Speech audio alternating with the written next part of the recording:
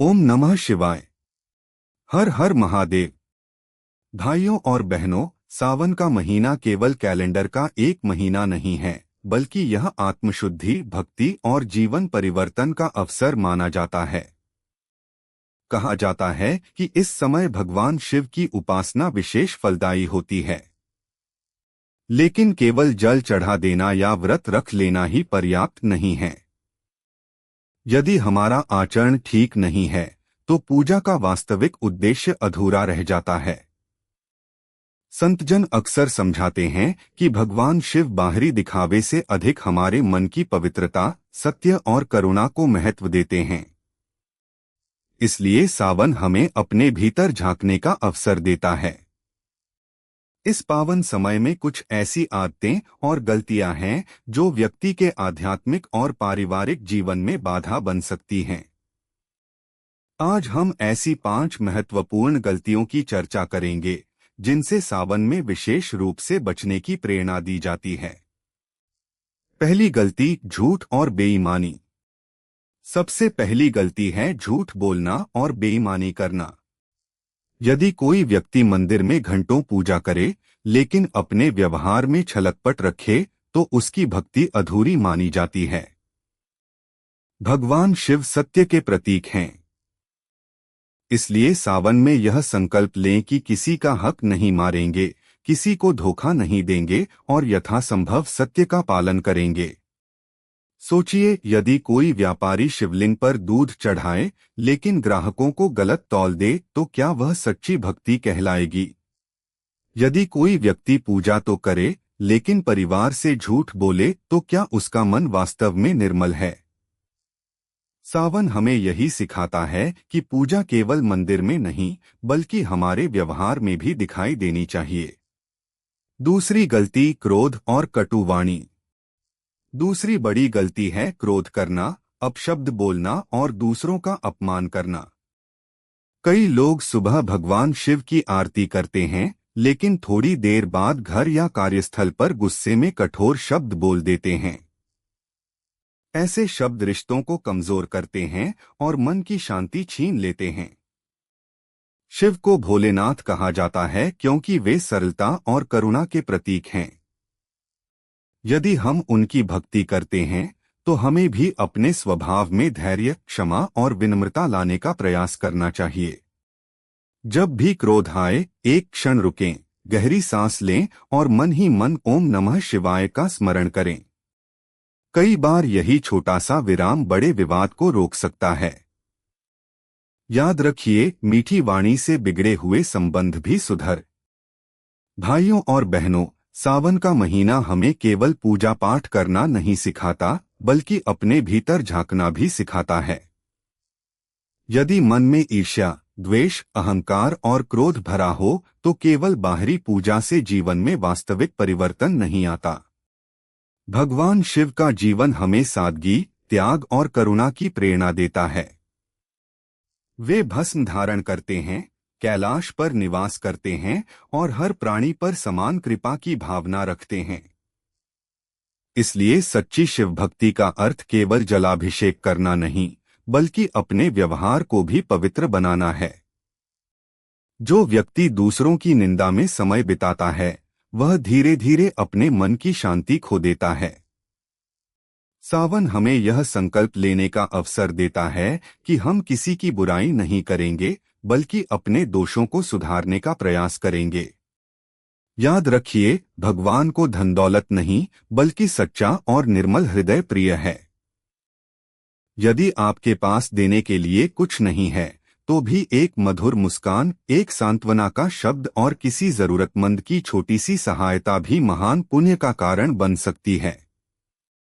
जब आप शिवलिंग पर जल अर्पित करें, तो साथ ही यह भी प्रार्थना करें, हे महादेव, मेरे भीतर के क्रोध को शांत कर दीजिए, अहंकार को दूर कर दीजिए और मुझे सत्य, सेवा तथा भक्ति के मार्ग पर चलने की शक्ति दीजिए। ऐसी प्रार्थना केवल शब्द नहीं रहती, बल्कि धीरे धीरे जीवन का संस्कार बन जाती है। यही सावन का वास्तविक संदेश है। भाग 2, तीसरी गलती, अहंकार और दिखावे की भक्ति। भाइयों और बहनों, अब तीसरी ऐसी गलती की बात करते हैं जो धीरे धीरे मनुष्य की भक्ति को खोखला बना देती है। वह गलती है अहंकार और दिखावे की भक्ति। कई बार मनुष्य सोचता है कि मैंने इतने व्रत किए, इतने मंदिरों के दर्शन किए, इतना दान दिया, इसलिए मैं दूसरों से श्रेष्ठ हूँ। लेकिन जहाँ अहंकार आ जाता है, वहाँ भक्ति का प्रकाश कम होने लगता है। भगवान शिव को भोलेनाथ इसलिए कहा जाता है क्योंकि वे सरल हृदय वाले भक्त पर शीघ्र प्रसन्न होने की बात कही जाती है। उन्हें आडंबर से अधिक सच्चा भाव प्रिय माना जाता है। यदि कोई गरीब व्यक्ति एक लोटा जल श्रद्धा से अर्पित करे और दूसरा व्यक्ति केवल दिखावे के लिए बड़े आयोजन करे, तो आध्यात्मिक परंपराओं में सच्ची श्रद्धा को अधिक महत्व दिया जाता है। इसलिए सावन में स्वयं से पूछिए, क्या मेरी पूजा केवल लोगों को दिखाने के लिए है या वास्तव में ईश्वर से जुड़ने के लिए। चौथी गलती, माता पिता, गुरु और बड़ों का अनादर। सावन का महीना सेवा और विनम्रता का भी समय है। यदि कोई व्यक्ति मंदिर में तो घंटों पूजा करे, लेकिन घर लौटकर माता पिता से कठोर व्यवहार करे, गुरु का अपमान करे या बड़ों का सम्मान न करे, तो उसे अपने आचरण पर विचार करना चाहिए। घर के बुजुर्गों का सम्मान, परिवार में प्रेम और जरूरतमंदों की सहायता, ये भी आध्यात्मिक जीवन के महत्वपूर्ण अंग हैं। यदि आपके माता पिता वृद्ध हैं, तो उनके साथ कुछ समय बिताइए। यदि कोई बुजुर्ग सहायता चाहता है, तो यथाशक्ति मदद कीजिए। यदि किसी से गलती हो गई है, तो क्षमा करना सीखिए। सावन केवल मंदिर जाने का नहीं, बल्कि अपने व्यवहार को बेहतर बनाने का भी अवसर है। याद रखिए, मनुष्य की पहचान केवल उसकी पूजा से नहीं, बल्कि उसके व्यवहार से भी होती है। मधुर वाणी, विनम्रता और सेवा का भाव जीवन को सुखी बनाते हैं।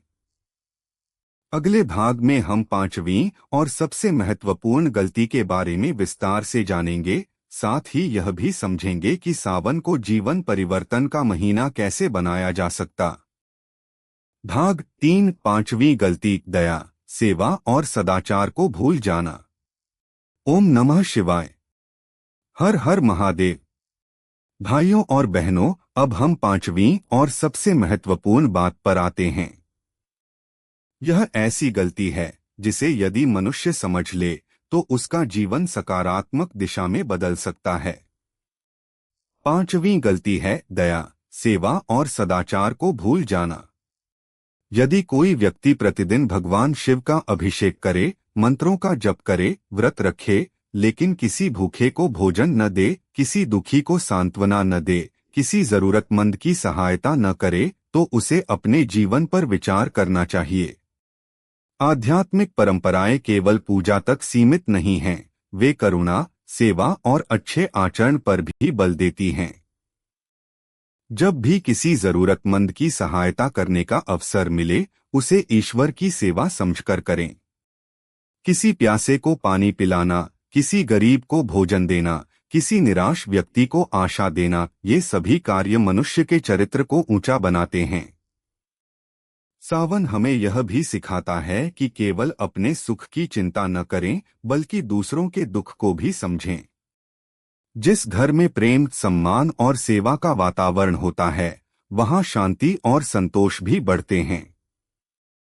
यदि आप चाहते हैं कि आपका मन शांत रहे, तो प्रतिदिन कुछ समय भगवान शिव का स्मरण करें, अपने कर्मों की समीक्षा करें और यह संकल्प लें कि आज किसी का दिल नहीं दुखाएंगे। याद रखिए, सच्ची भक्ति केवल मंदिर तक सीमित नहीं होती। वह हमारे व्यवहार, वाणी, विचार और कर्मों में दिखाई देती है। जब मन पवित्र होता है, वाणी मधुर होती है और कर्म अच्छे होते हैं, तब जीवन भी उज्जवल बनने लगता है। आइए इस सावन हम 5 संकल्प लें। 1. सत्य और ईमानदारी का पालन करेंगे। 2. क्रोध और कटु वाणी से बचेंगे। 3. अहंकार और दिखावे से दूर रहेंगे। 4. माता पिता, गुरु और बड़ों का सम्मान करेंगे। 5. दया, सेवा और सदाचार को अपने जीवन का हिस्सा बनाएंगे। इन्हीं संकल्पों के साथ भगवान शिव से प्रार्थना करें। हे भोलेनाथ, हमें सद्बुद्धि दें, हमारे मन को पवित्र करें, हमारे जीवन में सत्य, करुणा और भक्ति का प्रकाश भर दें। हमारे परिवार पर अपनी कृपा बनाए रखें और हमें ऐसे कर्म करने की प्रेरणा दें जिनसे समाज का भी कल्याण हो। इसी मंगल कामना के साथ हर हर महादेव। ओम नमः शिवाय।